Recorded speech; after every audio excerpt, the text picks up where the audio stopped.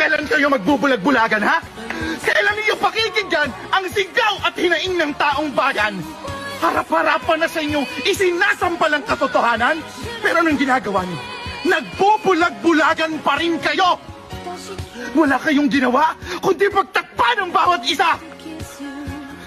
Samantalang yung mahirap na Pilipino, magnakaw lang ng pagkain, ikukulong nyo? Samantalang ang mga kurap na buhayan na yan sa gobyerno, magnakaw ng bilyon, bibigyan nyo pa ng special treatment?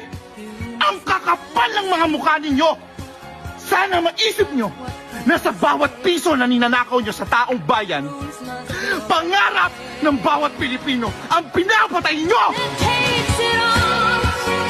Puro kayo hiring!